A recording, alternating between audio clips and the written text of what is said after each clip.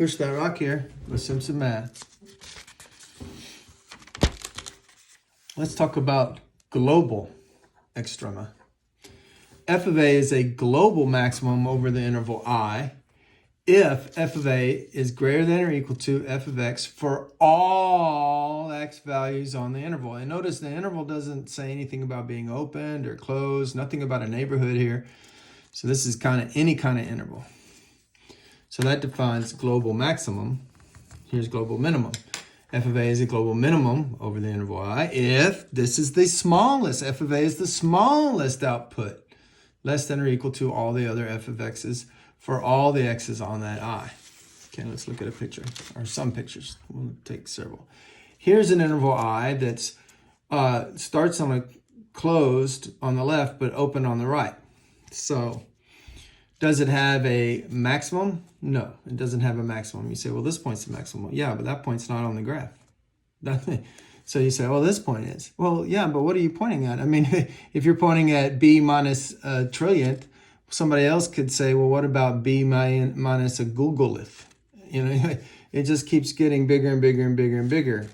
And so there is no maximum. There is a minimum, though.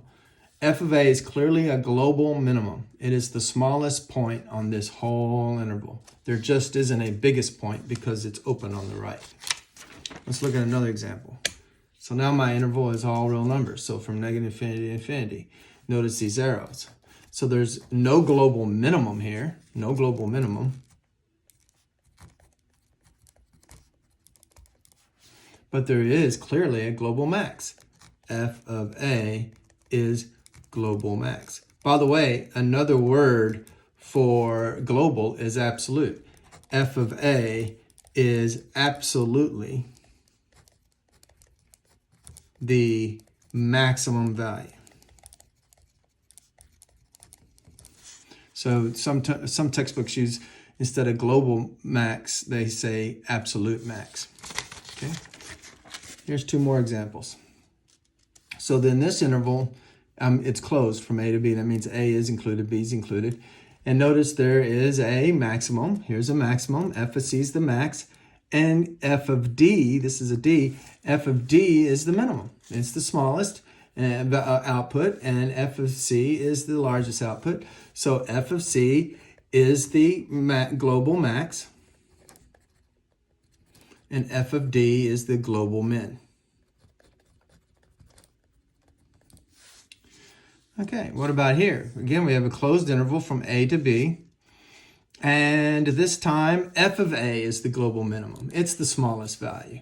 So F of A is global min. And F of C is the global max. It's the largest.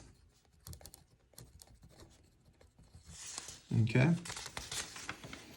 So the takeaway here. Global extrema can be turning points, but they can also be end points. So remember, local extrema were turning points, but they were never end points. Global extrema can be a turning point like this one or an end point. Now notice that these, like F of C here, that was a global max, it's also a local max because we can create a little neighborhood and it will be locally the largest point. But it's also meets the definition for being a global max. So F of C and F of D are both global and local extrema. That's possible. Okay. Before we close, let's discuss the extreme value theorem. And two of our examples kind of made this clear. If f of x is continuous on a closed interval, so closed. Remember our examples that were closed? Like this example, notice it had a max and it had a min. Here's another one that's closed. It had a min and it had a max. Okay.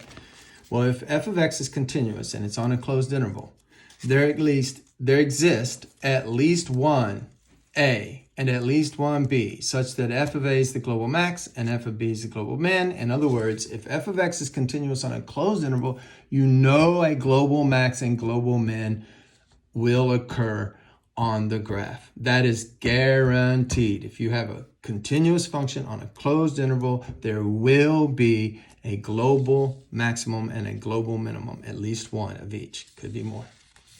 Math made simple. Some math.